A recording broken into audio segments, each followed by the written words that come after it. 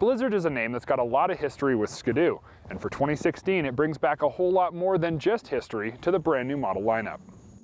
Snowmobile buyers are looking for packages that offer serious value for the money and deliver on more than just features and benefits standpoint. Sleds need to not only impress in the showroom, they need to perform on the trails. One of the biggest differences about the Blizzard, and easiest to overlook, is the rear suspension. No, I'm not talking about the R-motion, I'm talking about the length of the rear rails. Ski-Doo has chosen to move from a 120-inch skid frame to a 128-inch track design, as they feel the longer rails help to bridge the bumps better than a conventional 120 or 121. This new longer design is the shortest track available in this Blizzard and may take some getting used to for consumers who are used to a shorter conventional track length. But the bottom line is this: longer tracks do bridge bumps way better than shorter tracks. Well, to a degree, I guess.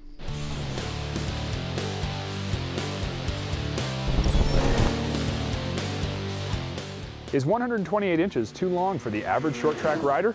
All the staff here at SnowTrax don't think so.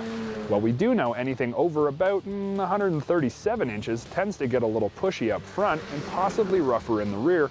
We are absolutely pleased with the characteristics of the 128-inch track and rail setup, and believe this will soon become the norm for all 121 and 120-inch sleds, to be increased to 128 or 129 inches. While the increased rail length does help to smooth out bumps, it's not the only piece of technology in the rear end that's helping to do that. The R-Motion rear skid is the best in the business. It just plain works at smoothing out anything it encounters, with little regard for speed, consistency of snow, or size of the mogul or bump. It just always seems to do a great job of settling the trail conditions, and in the 128-inch Blizzard, it continues to deliver.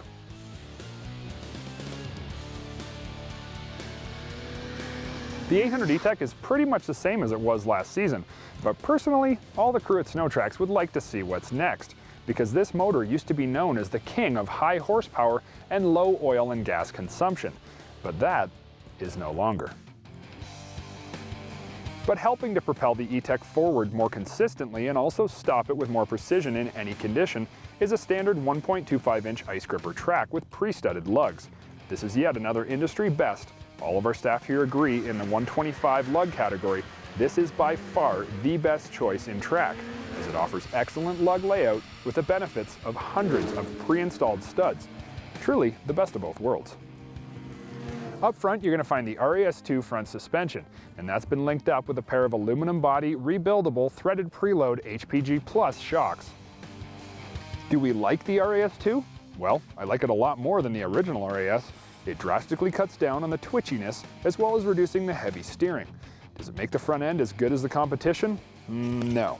And truthfully, it is the one area of the XS that we feel could use a bit of an overhaul, as the reduced steering effort is good, but could still use a further reduction, as well as a little more compliance in the jitter bumps. The new Pilot TS skis on the front end are able to change the way that this sled steers, and are something not to be overlooked. If you haven't seen the skis yet, you need to listen up, because these are not your average skis. The TS is a tunable ski that, through the use of large clickers, can actually adjust the depth of your carbide penetration into the snow. A total adjustment of up to ½ inch can be made, but just a turn or two will change the handling, and can be the difference between pushing through a corner or biting the snow and carving through it. While the idea is a very unique one, it does add a total of 5 pounds of unsprung weight per ski over the non-adjustable front end setup.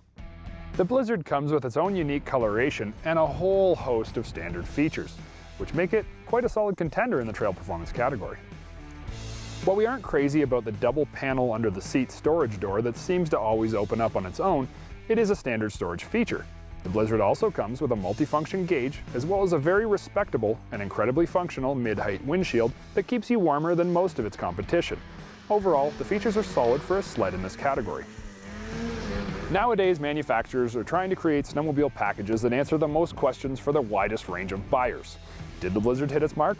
Well, for an in-season model, I feel that it gives you a great ride at a great price with features that you're truly going to be able to appreciate. If you've enjoyed this video and would like to see more content from SnowTrax TV, click the like button and subscribe to the SnowTrax TV YouTube channel.